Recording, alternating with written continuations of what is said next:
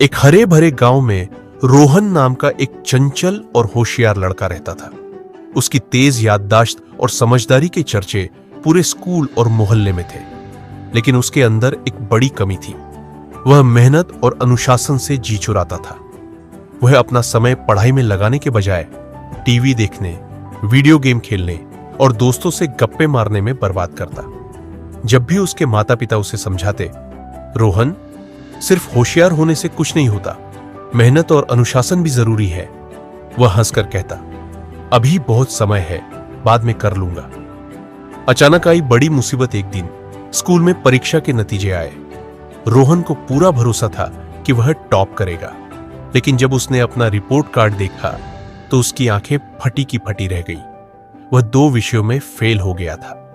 जो टीचर पहले उसकी तारीफ करते थे, वे अब निराश थे। उसके दोस्त जो उसकी इज्जत करते थे, अब उससे दूर हो गए। सबसे ज्यादा दुख उसे तब हुआ जब उसके माता पिता ने उसे उदास नजरों से देखा। रोहन उदास होकर अपने कमरे में बैठ गया। उसने सोचा, मैं तो होशियार हूं, फिर मैं फेल कैसे हुआ? उसे कोई जवाब नहीं सूझा। दादाजी की सीख वह दौड़कर अपने दादाजी के पास गया, जो बहुत समझदार थे। दादाजी, मैं फेल क्यों हो गया?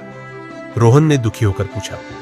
दादाजी मुस्कुराए और बोले, बेटा, मैं तुम्हें एक कहानी सुनाता हूं। 2 किसानों की कहानी।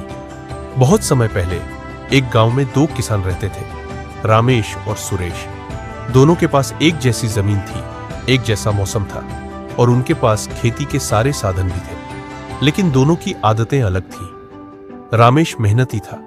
वह रोज सुबह जल्दी उठकर खेत में काम करता, समय पर हल चलाता, पौधों को पानी देता और फसल का ध्यान रखता। सुरेश बहुत आलसी था। वह सोचता, अभी बहुत समय है, बाद में कर लूंगा। वह दोस्तों के साथ गप्पे मारता और बस आराम करता। परिणाम क्या हुआ? कुछ महीनों बाद जब फसल काटने का समय आया तो रामेश के खेत में हरी भरी फसल लहलहा रही थी। उसकी मेहनत रंग लाई थी।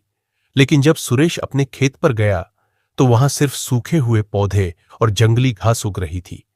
अब पछताने से कुछ नहीं हो सकता था। कहानी से सीख दादाजी ने रोहन से पूछा, अब बताओ, रामेश की फसल अच्छी क्यों हुई और सुरेश की क्यों खराब हुई? रोहन ने तुरंत जवाब दिया, क्योंकि रामेश मेहनती था और सुरेश समय बर्बाद करता था। दादाजी मुस्कुराए। बिल्कुल सही। जैसे एक किसान को हर दिन अपने खेत का ध्यान रखना पड़ता है, वैसे ही एक बच्चे को भी रोज पढ़ाई करनी चाहिए। जो मेहनत करता है वही सफलता पाता है। रोहन का बदलाव रोहन को अपनी गलती समझ आ गई। अब वह सुरेश जैसा नहीं बनेगा। उसने फैसला किया कि अब वह अपने समय का सही उपयोग करेगा। अब वह रोज पढ़ाई करने लगा। उसने टीवी और वीडियो गेम कम कर दिए। एक टाइम टेबल बनाया और मेहनत से पढ़ाई की। धीरे धीरे उसकी समझ बढ़ी और उसके नंबर भी अच्छे आने लगे। अगली परीक्षा में रोहन अपनी कक्षा में टॉप कर गया। टीचर खुश हुए। दोस्त फिर से उसकी तारीफ करने लगे और माता पिता की आंखों में गर्व की चमक आ गई। दादाजी ने मुस्कुराकर कहा, देखा रोहन, सिर्फ होशियार होना ही काफी नहीं होता, मेहनत और अनुशासन भी जरूरी है।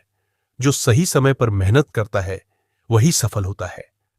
रोहन ने सिर हिलाया और खुश होकर बोला, अब मैं यह बात कभी नहीं भूलूंगा।